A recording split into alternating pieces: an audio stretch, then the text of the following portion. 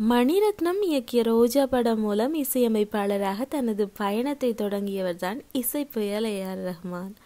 ஹாலிவுட்டின் உயரிய விருதான ஆஸ்கர் விருதை கடந்த 2008ஆம் ஆண்டு ஸ்லம்டாக் மில்லியன் படத்துக்காக வென்றார். இசையமைப்பாளராக களமிறங்கி 30 ஆண்டுகளுக்கு மேலாக நம்பர் 1 இடத்தை பிடித்து வலம் வருகிறார் இசைப்புயல். தற்போது இவர் தமிழில் தக் லைஃப், ஜூனி ஆகிய படங்களுக்கு இசையமைக்கிறார்.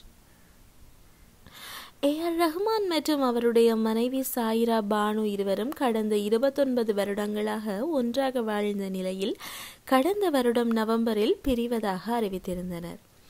இது தொடர்பாக AR ரஹ்மான் பொதுவெளியில் இதுவரை பேசாத நிலையில் அண்மையில் ரஹ்மான் அளித்த பேட்டியொன்றில் இது குறித்து மனம் திறந்து பேசியுள்ளார்.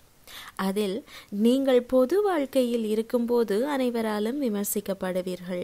பணக்காரர் முதல் கடவுள் வரை அனைவருமே விமர்சிக்கப்படும் போது நான் மட்டும் என்ன விதிவிலக்கா? எங்களை குறித்து இப்படி தவறாக விமர்சிப்பவர்களுக்கும் குடும்பம் உள்ளது என்பதை நினைவில் வைத்துக் கொள்ள வேண்டும் என்று தெரிவித்துள்ளார்.